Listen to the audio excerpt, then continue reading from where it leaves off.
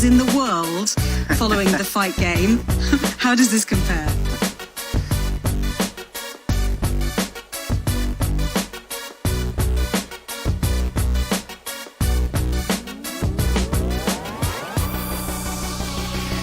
We're in a hotel, Ellie, on the edge of the M25. We're about a 2-3 minute drive from the fight camp garden. It's in the garden of the Matchroom headquarters, which was Eddie Hearn's childhood home. And the fight camp, for the purposes of fight week, has been in this hotel, which, as I say, is a short drive away. And we're in a restricted area, which is about half the size of the hotel proper. The hotel is still functioning on a regular day-to-day basis, but there's been a really good convivial atmosphere here with all of the camp members. There are 5 fights on the bill, and between all the camp members, there's been a really good spirit here, a real sense, and I've been talking to Eddie Hearn about this, as a sense of let's just get on with this. It's not perfect. It's not what we want. You know, this was a bill that was scheduled for May the 2nd at the Manchester Arena, would have sold out the Manchester Arena, 20,000 people. As it happens now, tomorrow night, there won't be any crowd at all. But it seems as though everybody has long since taken that on board. And the atmosphere, as I say here, has been terrific. There is only one small communal area. Once you've walked along the corridor of the hotel, past security who are making sure that nobody can leave the hotel, then you turn right out onto this kind of concourse stroke patio area, and there are maybe a dozen seats, 3 or 4 tables for everybody to congregate here, and there are 120 people attached to the fight here, trainers, fighters, very limited media personnel, board officials and many matchroom staff. And then there's just a patch of grass which is hilly and bumpy, and on which we played an official test match last night between Matchroom Boxing and Rest of the World. I was part of the Rest of the World team, and proudly saying that I was one of the last wicket partnership with Andy Scott of Sky Sports that took us over the line. We won in the last over, and it was fabulous. It was filmed, and everybody was cheering every ball, and so far that's been the highlight of the week. But as far as the serious stuff is concerned, Ellie, I'm talking to you from the media zone, which backs on to the cricket pitch, and it's in here that all the media events have taken place, including the weigh-in today, and a lot of interest around Dillian White and what he would come in and tip the scales at. Well, 18 stone is the number, and that's nearly 1.5 stones lighter than last time around when he fought on the undercard of Anthony Joshua's rematch against Andy Ruiz in Saudi Arabia last December. He is looking in terrific shape. I interviewed him in his Winnebago, which is just on the edge of the cricket pitch, yesterday morning. He's got this kind of glistening face at the moment. He really does look healthy and better than I've seen him. He's in very good form mentally as well, and Povetkin tipped the scales at 16 stone, which is pretty much average for him, so there will be a 2 stone weight advantage for Dillian White, but I prefer to describe it as a weight difference because it depends on how he uses that weight as to whether it will be an advantage. Povetkin is used to facing bigger men, and he'll be doing that again tomorrow night. I tell you what, when you talk about Winnebagos and cricket pitches, it feels about as far away from the MGM Grand and you know, Madison Square Garden as you could possibly get. But look, let's talk about the fight then, Steve, because at that 2.5 stone nearly advantage, what you know, how good will that be for Dillian White? How much of an advantage will it give him? Well, against any other heavyweight, if it's Dillian White against another heavyweight, if it's Tyson Fury against another heavyweight, and you had that 2 stone advantage, or anything above about 1.5 stones for a heavyweight, a big guy. But as Mike touched on there, Alexander Povetkin has always been the small guy. He's always been the compact guy. And what he's done, he's a very technical fighter. In fact, this week, Anthony Joshua, who's been on the edges, the fringes of the bubbles, my understanding, he's been talking because he beat Alexander Povetkin, and he's been saying, don't underestimate him. He's very skilled. And Povetkin is possibly the last fighter, he's 40 years of age, he's the last fighter out there who's part of the old Soviet boxing system. He's incredibly skilled and clever, and he utilises all of his disadvantages. That little bit of weight that he surrenders, he uses because he gets a bit of speed. The slightly shorter arms he'll naturally have against the guy that's 4 inches taller than him. He'll use that by getting his feet closer and working on short shots, working on bringing punches up. working on being smart, working on being close. And for a heavyweight, Dillian Whyte's used to fighting guys that do this, do A, B, C, D. This might be the first guy, and I've had a good look through Dillian Whyte's record. This might be the first guy that isn't just smaller than Dillian Whyte, but is incredibly smart, much smarter, arguably, than anybody that Dillian Whyte's met. So don't be tricked and fooled by a height disadvantage and a weight disadvantage, or a difference in weight, as Mike correctly put it, because Alexander Povetkin is used to wiping out all of those physical advantages. Just quickly tell you that in the Europa League final, Inter Milan have taken the lead after just 5 minutes with a Romelu Lukaku penalty. As far as Dillian Whyte is concerned, well, this time last year, he was appearing on Celebrity MasterChef, and here's what he had to say about growing as a fighter. Yeah, I've definitely matured a lot in the last year and become more sensible. But I've always been quite level-headed anyway, and being quite, obviously, boxing is what it is. Obviously, boxing, I was built as this crazy madman bit, because obviously I was fighting a golden boy at the time, and unfortunately that's a lot of people's thought of me. I'm just some crazy guy. We're right to some extent, but but you know, I'm also a cool guy. I'm respectful. You never hear me being disrespectful to no one really, unless someone's annoyed me or something like that. You know, I give my time to everyone. You know, fight week, I will sit out there all day and give an interview until someone come and get me. I give my time to everyone. I'm just quite relaxed when I'm quite chilled, really, to be honest. But, you know, my experiences in boxing and life has definitely made me a better person. You know, I'm 32 now, much more mature, much more together and everything like that, you know. Now, as well as COVID, and that's the reason, you know, we're in these circumstances, the other big event in all of our lives in the last few months has been the growth of the Black Lives Matter movement. And I've heard you on 5 Live talking about how not just sports stars, but everybody's got to stand up at this time. But what I wanted to get from you, Dillian, is what's your experience been in boxing, rather than life in general? Sports in general, it's a great place to be, because sports get you integrated. Sports is one thing where when you're competing, there's no, you know, there is a certain degree in and around sports, but it's the one thing that gets you integrated in education as well. It's very important that it gets you an education, because in your team there may be an Asian guy, a black guy, a black guy, and a white guy. And then it's just your teammate. You and him train together, you and him compete together, you and him spar together, you and him play games. And that's just what it is. You don't think, oh yeah, no. And that's the great thing about sport. But what people should do is just go to a gym and watch. Just go there.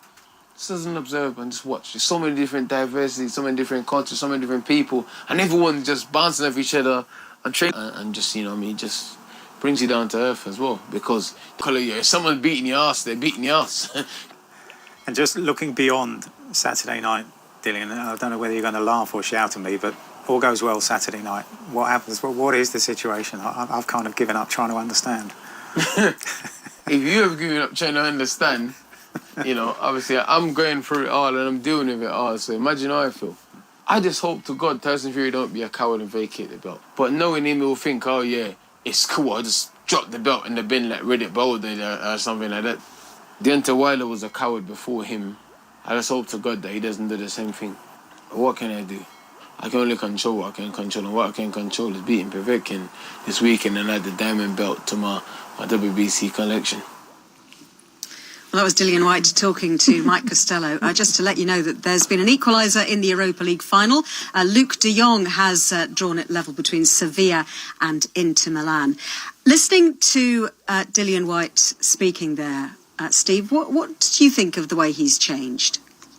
Well, he's changed massively. Here's a kid, okay, and I say a kid because these 3 things happened to him before he was 16 or 17 years of age. Shot, stabbed and kidnapped as part of some kind of gang feud in South London. He was born in Jamaica, ended up growing up in Brixton. His turnaround, I know it sounds like a cliche, it sounds like I'm selling a sob story, but it's quite remarkable. Found boxing, found a door, found redemption. And he used a great little line there. Whilst Mike was in the bubble playing cricket and having cocktails and doing his test match special stuff with those boys, Ellie. And trust me, he's lived a life of luxury this week. He's fibbed to his wife about how hard it's been. He's trying to palm us off and tell us how hard it is being stuck on the M25 in a luxury hotel, eating and playing cricket all day, surrounded by stars. Forget that. But whilst he was there, I was in a real boxing gym, the Peacock. It's been around for 30 odd years. You know the gym. Mike knew the gym in his previous life before he became a cricketing dilettante. And I was in that gym, okay, and there were over 30 boxers in the gym at the time,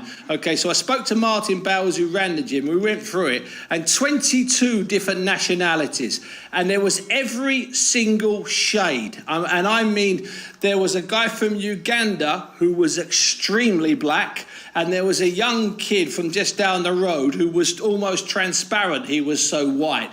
And so Dillian's a great line, that just go to a gym and watch. That was a brilliant line. And I tell you what, that's one I wouldn't mind a few politicians taking up. The risk for this in this fight for Dillian Whyte is quite, you know, I mean, it's interesting, isn't it, Mike? Because we have got this situation where he is the mandatory challenger for Tyson Fury's belt, but he's putting that on the line by taking this fight on.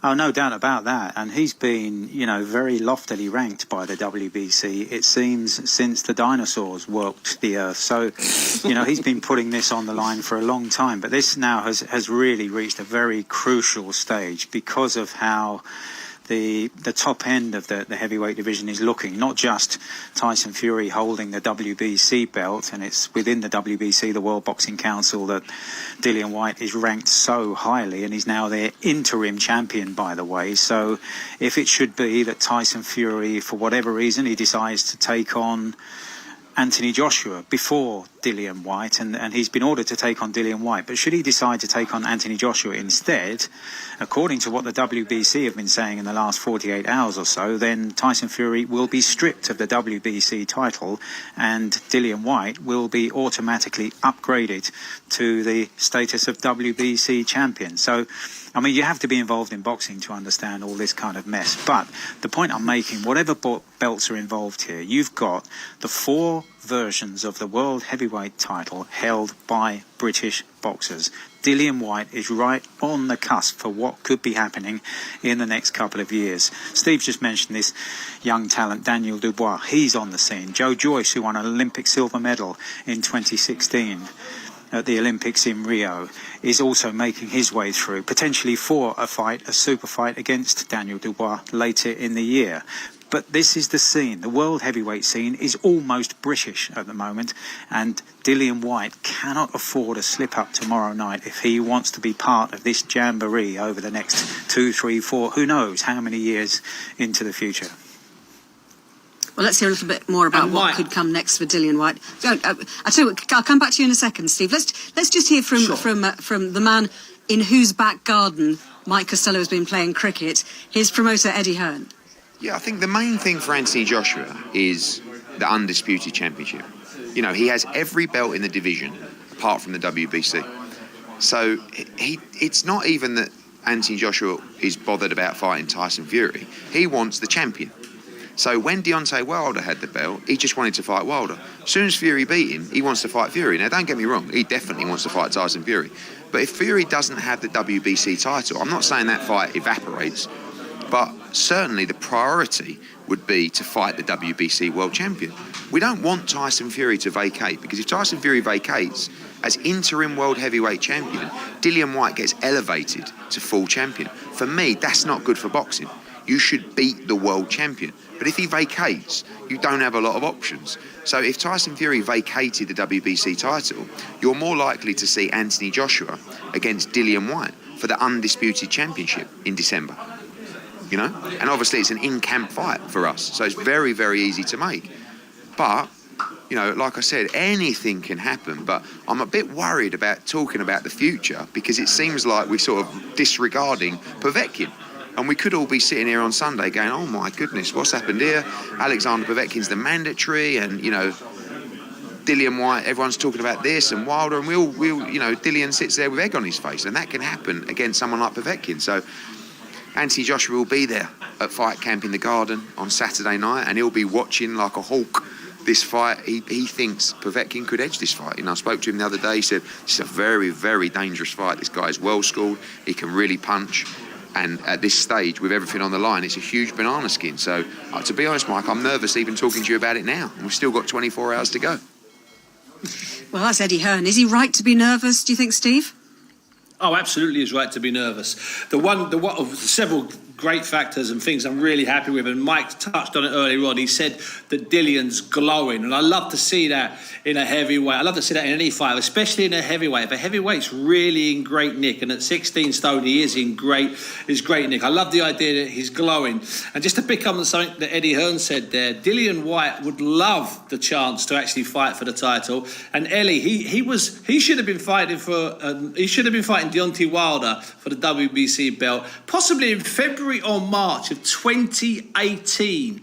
That's how long he's been beating good men, and that's how long he's been made broken promises. It's been a long wait for this kid. Why has it taken so long, do you think, Mike? I mean, what has Dillian Whyte not been doing that other people have been doing?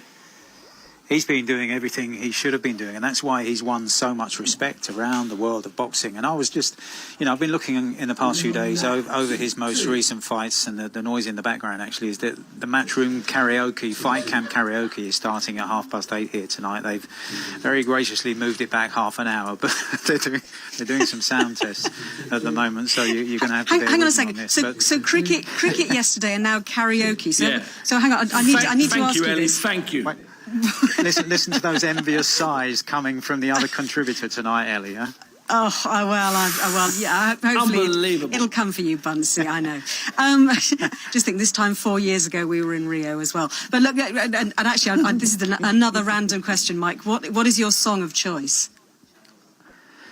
It would be something from the catalogue of Elton John or Bruce Springsteen. But being the professional tonight, I need to save my voice for maybe 2 distance fights tomorrow night. So I'm going to be a spectator tonight and not a participant. But they're looking across at me. Sorry, and I went completely off piece now. Just yet, but we're not. So they're very kindly waiting until we're finished here. So if you two could just hurry up. I'm sorry we're delaying your karaoke and your night of entertainment, that's Mike. really important.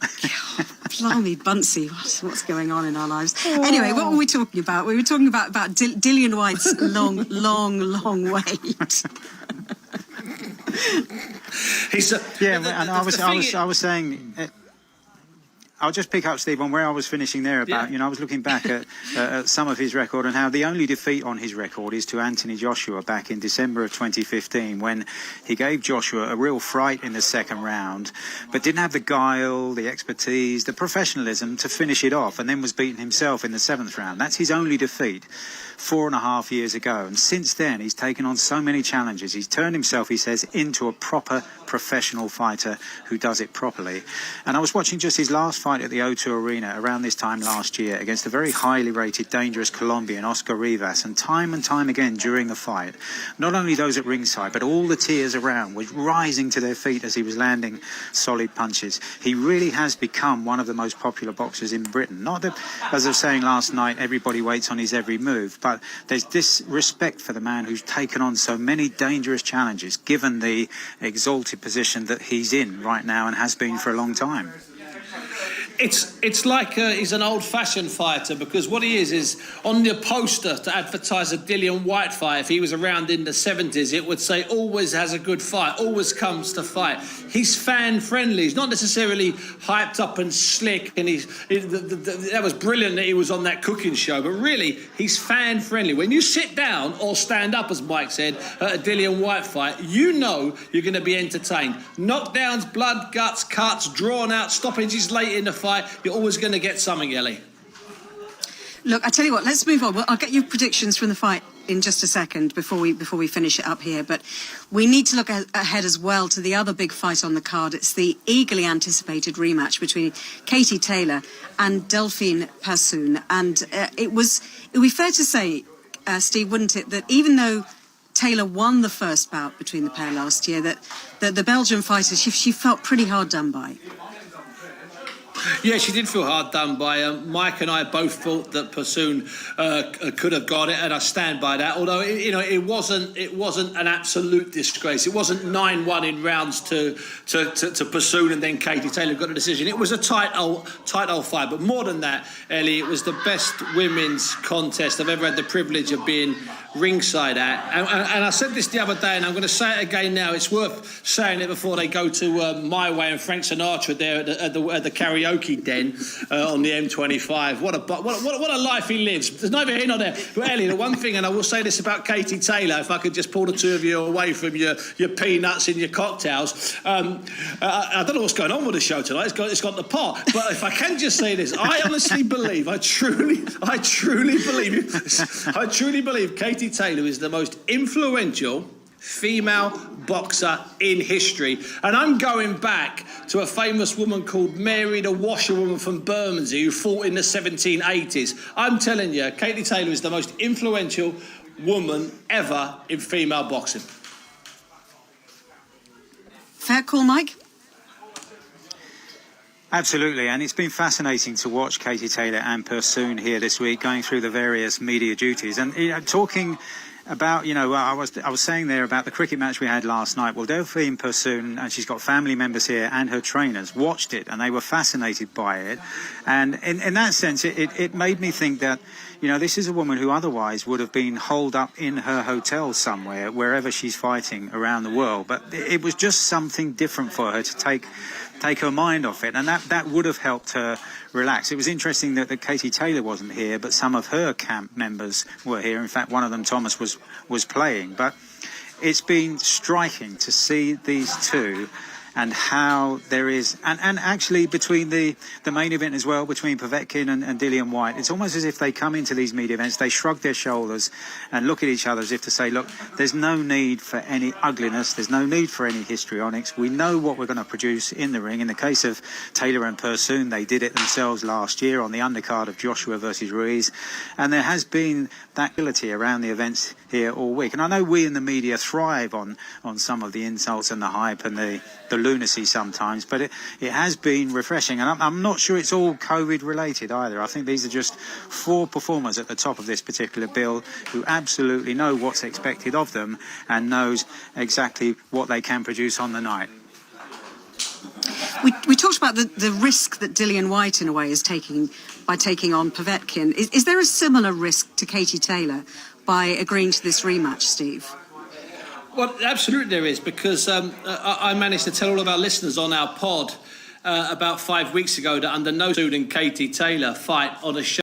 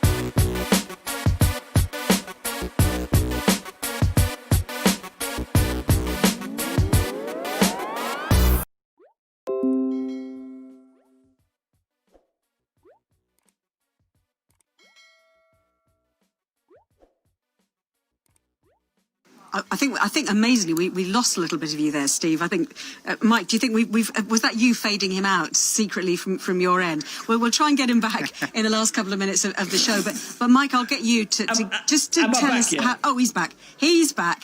Louder and larger than life than ever.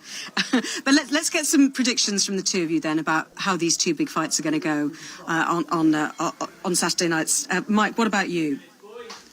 Yeah, I think we're seeing two fights that go the distance here. I think Dillian Whyte against Alexander Povetkin is between two men on different points on the trajectory. I think Dillian Whyte is still actually improving. I think we've seen the best of Povetkin, and the fresher, more motivated Dillian Whyte, especially with what's laying in store ahead of him, wins the fight and wins on points. And I think Katie Taylor does a better job on Pursoon than she did at Madison Square Garden just over a year ago. I think she'll be more patient this time. She'll use her feet more. She'll use single punches and maybe 1-2s much more, rather than get involved in a real brawl type of fight. And I think she will win on points as well. Katie Taylor, I think Katie Taylor